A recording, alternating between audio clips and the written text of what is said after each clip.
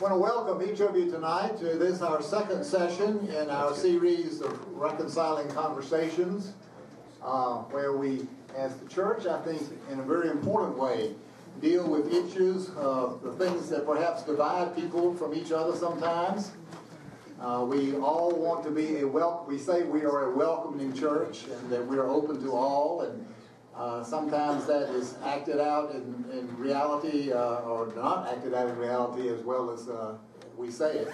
But that's part of this conversation that we're having over these really 9 weeks. We're into the second week of this, and we're glad that you all are back again, any of you who are first-timers for this conversation. I'm Wani Harden, for those who don't know me. I'm a member of the Reconciling Conversation group, and I'm going to be your moderator tonight. Again, we're very pleased to have Dr. Matt Holmes, who's a member of our church and who is a psychiatrist, who will be leading our session tonight with help from Ned Martin, who most of you probably know, and many of you know, Ned right now is a counselor on the staff at Western Carolina University in the counseling office, and he's married to Jennifer and about to have twins. So we appreciate Ned being here tonight. As we begin tonight, let's bow for a moment of prayer. Gracious Lord, we do give thanks for your presence with us, for the fellowship we enjoy here in our church and around the table in these community meals, and the opportunity we have of coming together to learn about each other, to come to appreciate and to accept each other. Guide us, direct us in all that we do tonight, for we pray in Christ's name. Amen. There is Helen King here. Yeah, she's right there. Where is Helen? Right under your... All right. Part of what we do in Reconciling Conversations is tell stories.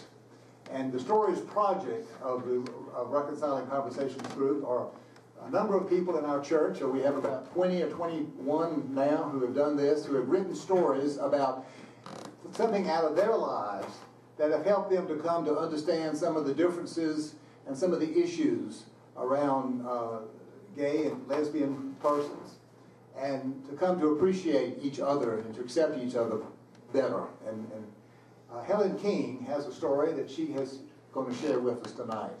Helen, will you come and share your story?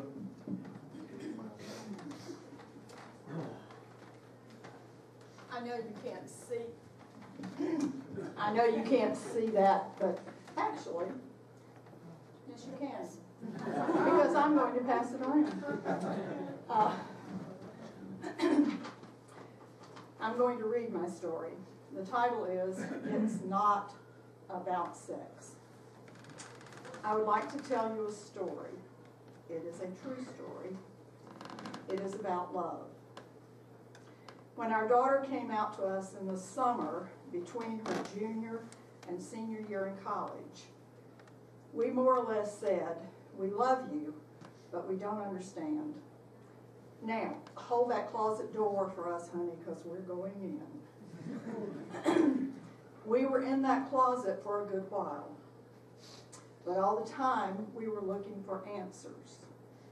Like everyone else in our society, we were conditioned to hear only sex when we heard homosexual. Through reading many books, our understanding grew, but very slowly. It was still about sex. We continued to support Julie, especially in all of her sports endeavors. And when you see the picture, you'll know which one's Julie. Basketball, soccer, field hockey. But the strain of keeping our secret from family, friends, and church was very stressful and spilled over into our relationship with her. There was always the elephant in the room that we did not talk about. She was in a relationship, as we called it, having met Lisa during her semester at sea trip during the spring semester of her junior year.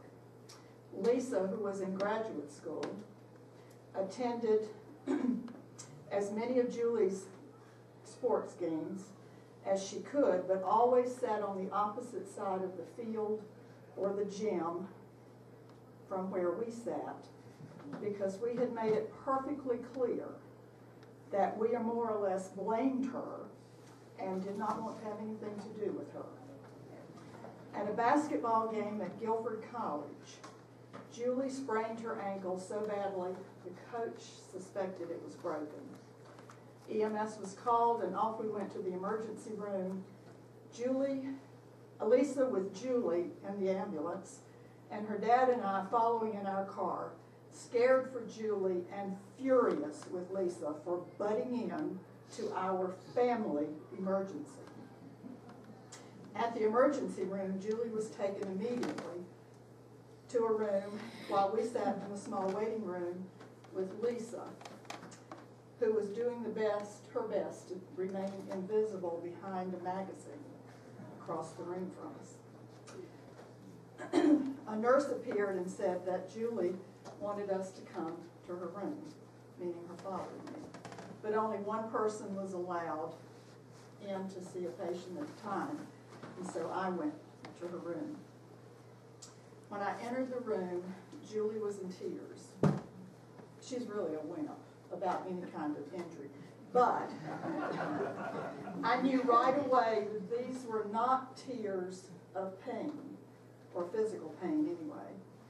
She looked at me and said, "Mom, I'm glad you and Dad are here. It means a lot. But I want Lisa." And that was the moment I finally understood. I realized that if I had been in that bed, I would have been saying to my mother, "I want Bill. I want the person I love most in the world, the person who completes me." And that's what I saw in Julie's face, and that's what I heard in her voice.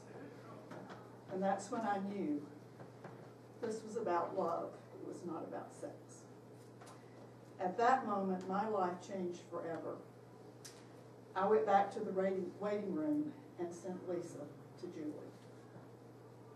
That was 22 years ago, and I still get choked up. Julie is still our beloved daughter, and Lisa is our beloved daughter-in-love. That's what I said for many years. But now she is our daughter-in-law. Julie and Lisa live in Seattle, and they were married in October of 2013.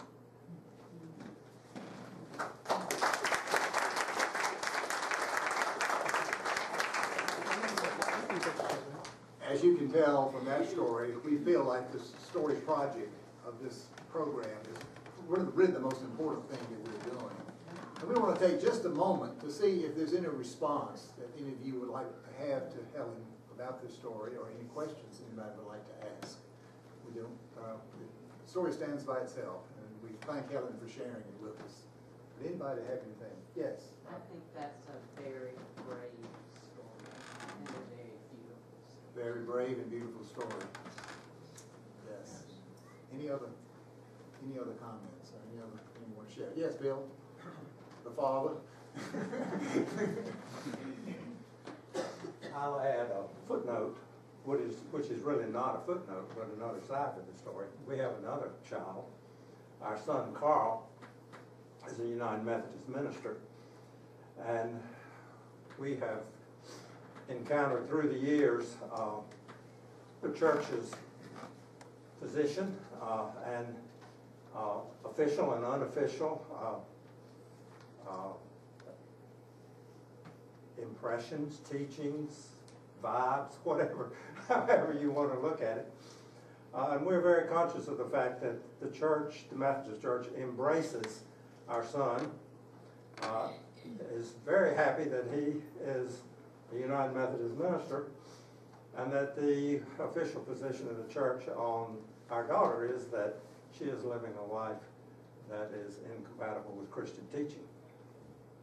So this Sophie's Choice, if you remember the book and movie, is something that we've lived with. and it's something that the church, I think, is not totally aware of its impact.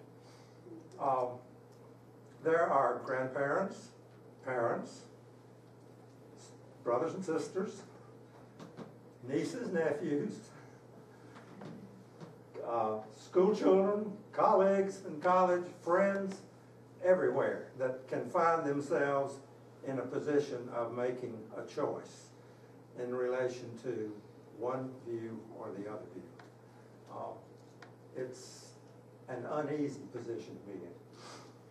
Thank you, Bill. Anybody else want to add anything to this? Again, I just want to say how important these stories are, and each of these sessions over the next now 7 weeks will begin with a story. So, the price of admission, I think, is the story itself, and what these other guys are going to do is very important in terms of our learning process.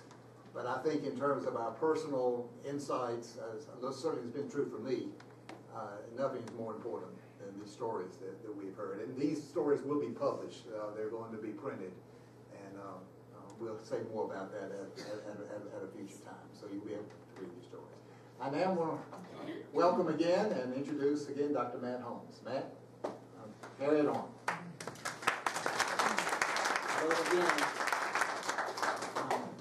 Most people were here, but I'm Matt, and someone pointed out that I didn't introduce my family the first week. So that's my wife, Amy, and I wanted to, and my kids. And I think it's important to introduce them here. They're not here, but this week's a lot about, as a parent, my worries are, and I see how this affects people. But as a parent, my worries are, I've got 4 kids, and if someone is in a minority in regards to who they love and their sexuality, that I'm saddened that they may have to face what they probably will face. But I think with time, hopefully we'll make progress. But I have a 5-year-old, Annie, and if I say the ages, they change so much. But Hazel is 9. I mean, through the year, they keep changing one after the other. And then little Luke is 10, and I have Brooks, who I know is almost 16. I definitely know that. That's who I connect to here. So I'm going to talk about bullying, and bullying goes on to adulthood in the workplace. I'm not going to cover that, but it keeps going, but mainly in schools and with kids. A little bit about addiction and post-traumatic stress, and Ned's helping tonight talk about depression and homelessness mainly, I think. So he's helping. So this will be, I've had 3 sessions medically focused. The next one will be the last, but next time actually a colleague of mine and her partner are going to come talk about their relationship, because we're going to talk about families and relationships next time. Okay, so bullying, I'm going to well, first thing I want to talk about is the great question you had that I thought about since we were here last time, and so not everyone was here, but I really focused the first time on biologic evidence that a sexual preference or gender preference or identity is related to biology, at least to some degree, in different ways. And part of this is what I'd said is that I come from a place, and we all come from different places, I'm sure. Everybody has their own view on this. But the main thing that I was wanting to do when I was going through the evidence that biology or conditions sometimes, the way I use it in an example, is that if, to me as a physician, my view is that if we know that there's good evidence about this not being a choice, this being something that is an innate part of your humanness or humanity, then from my standpoint, then it's not something to really have to talk about. That's like, let's not single out folks that have red hair like my little 5-year-old or brown eyes. And so that's where I was, that I thought more since that visit. But there's lots of perspectives, and that's the one that I was coming from. And then I hope we hear a lot more perspectives too. So I appreciate that.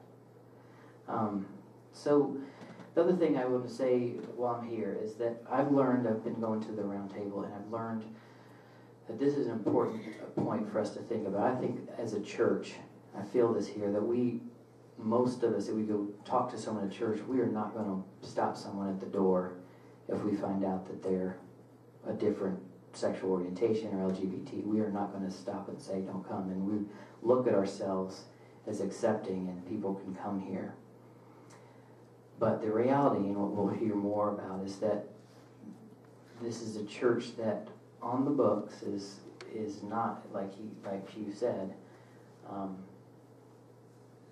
on the book says this is not a compatible lifestyle, or that with Jesus' teaching. So that's there.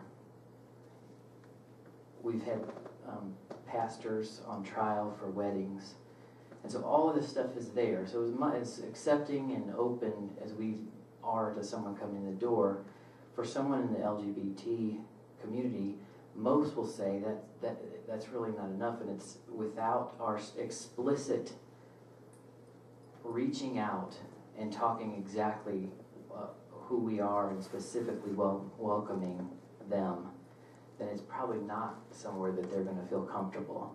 And I just want to make sure that that's something that I've learned more about in the group, that I want to make sure everyone has that perspective. And that's my hope for this conversation, is that we're become very explicit in our welcome of this minority of us. So I'm just really going to go over some interesting statistics on bullying. Sad. But this is the Human Rights Campaign did a survey of 10,000 youth. And this is some of the what came out of that survey. The first two are just quotes from some of the folks, the kids that filled it out. One said, "I can't come out to anyone I know at church because they will immediately see me as a bad person." Another one said, "It's very easy to look at me and tell that I'm gay, and it makes me afraid to walk around knowing there are people here in my hometown that hate me, and people like me enough to attack me." But some of them, they asked adolescents, high school kids, what were their top 3 worries in life. And so people that did not identify as LGBT, here's their top 3. I might repeat them so you get the sense. But the biggest worry was classes, exams, and grades. Number 2, college career. And number 3, financial pressures related to college or job. The top 3 for people identified LGBT, number 1, family doesn't accept me. 26% said that. Bullying, trouble at school. And the third one is afraid to be out or open about their sexuality. And so it's just drastic what they're dealing with. It's so different. So LGBT youth, they're twice as likely to have been verbally harassed, abused at school. 50% report that versus 25% of their peers. They're twice as likely to be physically assaulted, kicked, shoved. 17% report physical violence versus 10% who are their peers. They are twice as likely to be excluded by their peers because they're different. So 50% say that versus 26% of their peers. The other thing is that they found that folks that are on the receiving end of bullying, and it makes sense, they really struggle with achieving at school and being able to do their studies. Their GPAs are lower, so it really can interfere with their education. There was a survey that showed that 1/3 of people who responded that were gay missed an entire day of school in the past month because they felt unsafe there.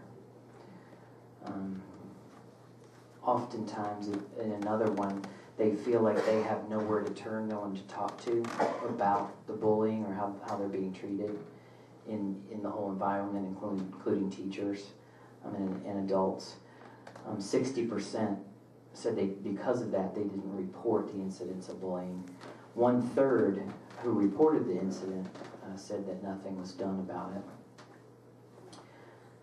Another interesting, on a positive note, that most youth who are LGBT have hope for things getting better, and it comes around both with time. They feel like with time things are getting better, and their other hope is that gives them hope is that they can move to somewhere where the environment is more accepting. And so youth that think about that, they have that hope. And what I find real interesting about that too is that it's not, I hope I can get through this or change or be more normal like my peers. It's just that my hope is that I can be a place where I'm accepted. So the last few things before Ned comes up is the stuff that I do mainly in my work. So from bullying, and it can be from verbal abuse and physical abuse, you can develop post-traumatic stress disorder. Not everyone does, but it's very prevalent when people have been through abuse, so that this is an issue in this community. And that's just one of the mental health consequences that can go on for years. And I assume sometimes that everyone knows what that is, but it's someone that's been exposed to a traumatic event, and it becomes to the point where that event, you re-experience it. Sometimes you visualize it again. You can have nightmares about it. You spend an intense amount of your emotional energy trying not to think about it, and it can be disruptive for people on a daily basis and make it hard for them to function in relationships and jobs, and so it's very disabling, and that can be something that comes from this. And a step beyond that is last time I told folks that I do a lot of my work in addiction medicine. So I take care of folks mainly with opioid dependence, and so I can teach you a little bit about that while I'm here. That could be a whole nother series, because I think they did one on Wednesday night, but we're just lately, Haywood County was identified as the largest proportion of our population dying from opioid overdose in the state, which didn't make me feel, but it's a big issue here. But anyway, the people I treat with addiction, for example, I work at our opioid treatment program near the hospital, and of the women there that I treat, I would say 90+% have a severe post-traumatic stress, and it's usually from rape, domestic violence, or sexual abuse as a child. And that puts them at a huge increased risk for the active illness of addiction. And addiction is what we know about that is 50% genetics, 50% environment, as far as where that comes from. And the environment can be a trigger of all kinds, but sometimes mental health and the struggle with mental health issues is the trigger. So kids that go through bullying and kids who identify as LGBT are much more likely to experiment with drugs and end up in the situation where they have the active disease of addiction. So that's my part for today, and because you're helping and my friends are helping, you won't have to hear from the doctor anymore. I know most people don't like to listen to the doctor anyway. With regard to bullying, do you have something that would be like a psychological profile of the perpetrator, typical in bullying? What motivates them? Motivates the bully? Well, I think what you might... Oh, okay. The question was, what is the makeup and a personality or makeup, or where the bully is coming from? And you can say something to this, but it's what you might assume. They're folks, a lot of times kids that are mistreated or abused at home have been bullied themselves. In the process of looking into this, the kids that had the most PTSD were actually on the receiving end and the giving end of bullying, and they had the most percent of post-traumatic stress, but that's usually the case that they're struggling too. We're going to take questions now. Yeah, I wonder if we might have one more question, then have Ned go, and then we'll do a bunch of them. General question time after Ned finishes his too. But go ahead and ask your question. How does the bullying break down gender-wise, and then who gets bullied more? I don't know the answer to that. Do you know? I don't know the answer. I know that back to PTSD, that's much more common after someone's bullied to develop into the syndrome for someone if they're a woman, girl, female. Okay. One more. Were you suggesting that connection between bullying and abusive parents? That the parents could be abusive to them, yes. And they turn around and bully smaller children Mm-hmm. or smaller siblings? That's one that wouldn't be uncommon. Or and bullied themselves is the other thing. Like, I mean, people get bullied and they turn around and do that. Yeah, let's Okay, we'll have some general questions and discussion following both presentations. Hey everybody. And Before I jump in, I've got some statistics too. I don't want to bore you all to death, but I do want you all to know, like real briefly, what my perspective is, because I think it's only fair in these conversations that that we kind of self-identify, you know, what our perspective or our agenda is. And so I want to be real clear about that for myself. You know, I identify as a white heterosexual male. I prefer male pronouns. That's how I prefer to go through the world. And in my life, I kind of began to engage as an ally around LGBT advocacy issues longer ago than I care to admit, almost 20 years ago, in 1996, when I was a representative to the United Methodist Student Forum, which at that time was meeting in Oklahoma City. And we thought we were being, you know, revolutionary and we might change the world and, you know, the way college students think. And we, so we signed a petition for General Conference that year to change, you know, the language in the Book of Discipline. This is almost 20 years ago, and I like to think I'm not that old. And really, we've gotten nowhere since then. In large part in our church polity, in the way that we organize ourselves at the general church level. So for folks like me, what you need to understand is, like, I'm angry about this. Like, when I get up and talk about this, I'm angry. But it's not just because I've been working at this a long time. It's because in my work as a licensed professional counselor at Western Carolina University, I work with students every day. And I thought, well, I'll tell you some stories about those students. But you know what happened to me? I'm driving over here today, and I'm realizing that I can't pick one. I can't pick one. Because there's so many. I had a student today dealing precisely with the issues we're talking about. A student so shut down, so frightened to talk to anybody about his sexuality because he comes from a highly religious family. And he knows that if he brings it up with his mother, who is the person whom he loves most in the world and who loves him most in the world, that he might risk the one most sacred connection that he has on this planet. And he would rather send his body down a river dead than have that conversation with his mother.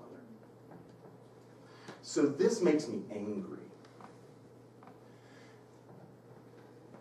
the reason that particular story is important tonight is not just because I'm like activated around it, right? Because I am.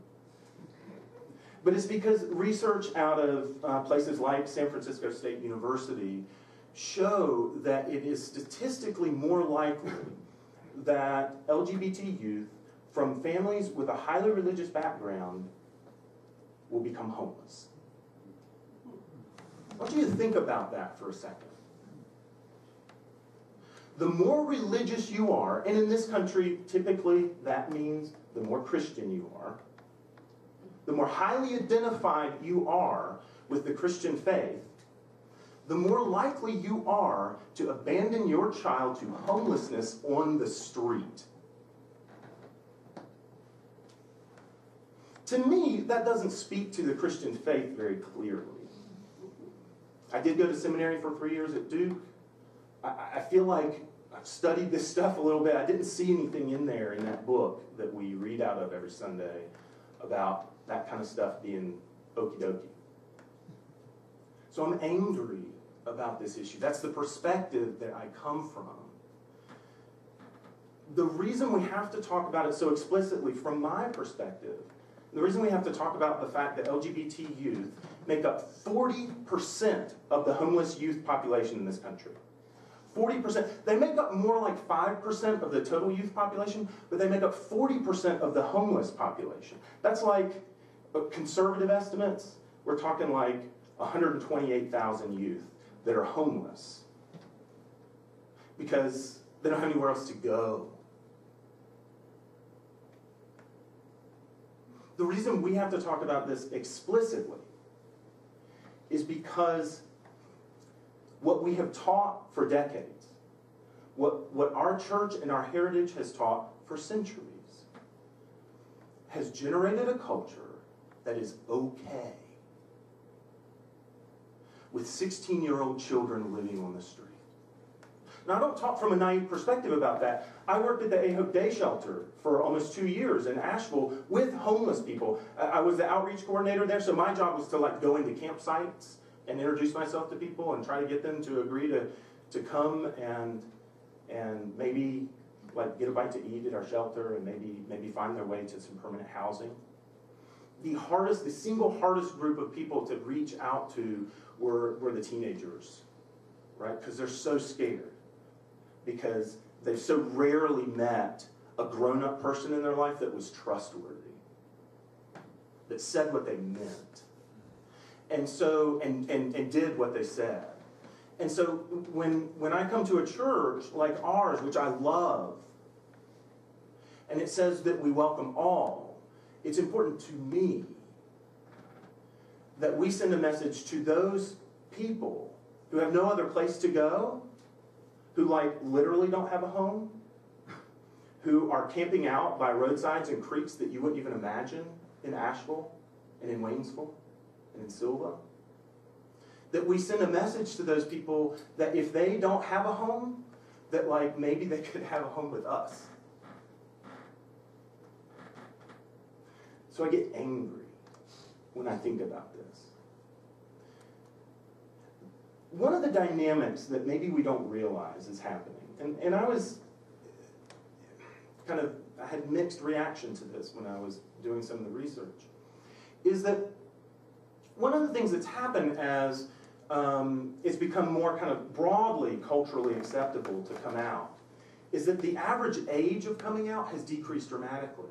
So like when Helen's daughter was coming out in the 90s, the average age was like sort of college age or older. So typically when people were coming out, they were established financially. They could, they maybe had a degree, or they were at least old enough to take care of themselves. The average age that folks come out today is age 16. So would you imagine being in a culture where the growing movement is toward more and more acceptance, right? You see it on TV, you hear it on the radio, maybe you've got some friends who are kind of engaged in that. And yet you know, because you live in the Bible Belt, and you're 16, and you can't support yourself, that you're in a real bind here, maybe for a long time. And that's the kind of psychological pressure that I see on people that impacts levels of depression and suicidality. So just a few statistics that I want to give to you related to those things. The first is, in terms of suicide, LGBT youth are somewhere between 2 and 4 times more likely to attempt suicide. Now, suicide's already a pretty popular method of exit for young people, okay? So it's like the 3rd most common cause of death for college-age people, people that I work with. So it's a big deal, right? So you're 2 to 4 times more likely to commit suicide largely because you don't have connections. When I'm doing a suicide assessment, and Matt, you can kind of jump in on this, but when I'm doing a suicide assessment with someone, I'm checking in like, okay, what's keeping you here? Why are you still alive? Almost universally, the answer is some other person. Like some other person that they couldn't stand hurting or leaving behind, or that they know would be devastated if they died. So if there is no other person, or if the people who you thought were closest to you have abandoned you, then your last connection to this good earth might well be gone. So you're 2 to 4 more times more likely to attempt. And not only that, but you're like, this kills me, you're like 4 to 6 more times more likely to attempt with a serious level. So you're 4 to 6 more times more likely to need hospital treatment if you're an LGBT youth. This blows me away. Lots of times when we have these conversations and we say LGBT, we kind of in our minds, or maybe if we haven't had a lot of these conversations or done this kind of work for long, we think gay and lesbian. And we kind of leave off the B and the T, right? The transgender folks in particular. 1/2 of transgendered persons, 1/2, have seriously considered suicide. 1/4 of them have attempted. That's crazy. Not they're crazy, but the context that we have created as a culture that encourages people to think that their lives can be thrown away, that's crazy. And scary. It makes me angry, if you couldn't tell.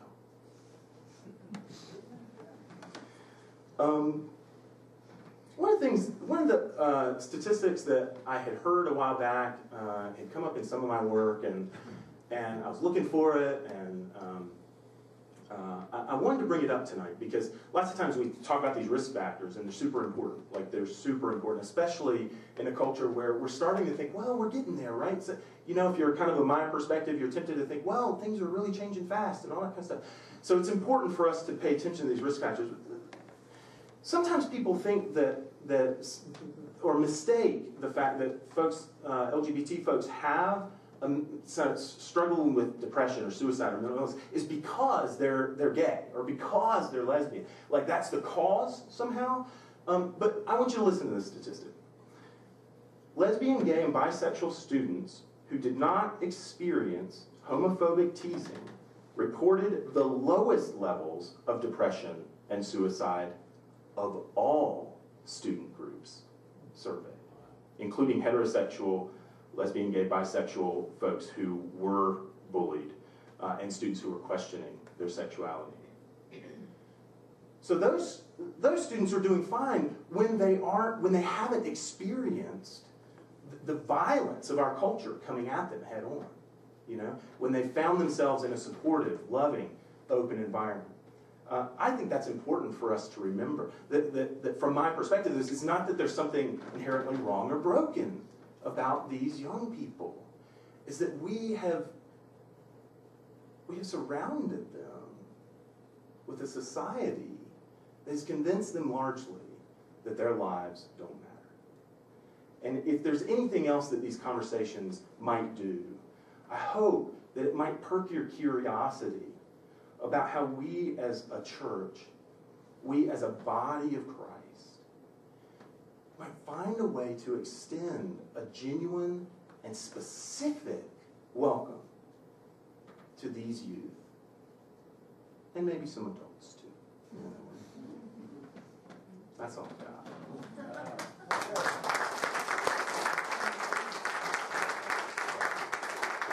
Let's get Matt and Ed both back up here now. We've got a few minutes, we can have some conversation. You got a question back there? Please Yes. speak up. You will. As a retired pharmacologist, I've been a member of the Drug Abuse Task Force for years here. I'm very concerned about that. But I'm aware that the Southern Poverty Law Center is putting out curriculum on tolerance to our schools. They're targeting high schools. And I wonder if either of you gentlemen have run across these curriculum materials and how you evaluate them. Is it a mystery in Haywood County that these things are available, or what's your experience? Are you talking about the teachings in drugs? Southern Poverty So I Law know Center. about that, Okay, but I'm not aware of the teachings of tolerance in the schools. okay, they have specific materials that teach tolerance. So they're doing one better than the church at Yeah. this point. Yeah. I just wanted some other. I'm aware of that program too. I'm on their mailing list and Yes. get that material. And but I don't know anything else I've seen about it too, but I'd like to know how it's going across. Thank you. All right, others of you? Conversation, questions, comments? Okay, yes, Bill? Well, I just want to make sure Ned tells us about what the scribbling on the board is. And Yeah, okay, so you probably can't read it. I wrote it and I can't read it, so sorry about that. You know, my dad would blame me for the bad handwriting. It's a web address. It's www.journeyingtowardreconciliation. That's the title of the book that's going to be published with the stories, Journeying Toward Reconciliation. .blogspot.com. So Wani said that the stories would be published. The stories are published. They're live now. They're online. They're at that address. We're going to be posting a link in the city. I need to talk with you, Bill, about getting that up. It's not up yet. And a number of us will be kind of starting to post to social media and that kind of stuff. Stacy, you'll probably be bombarded by my social media feed. Sorry about that. So www.journeyingtowardreconciliation.blogspot.com. If you're interested in reading more of the stories that have come from our local congregation, our church, and you just can't wait for the book to be published, check it out. Good, thank you.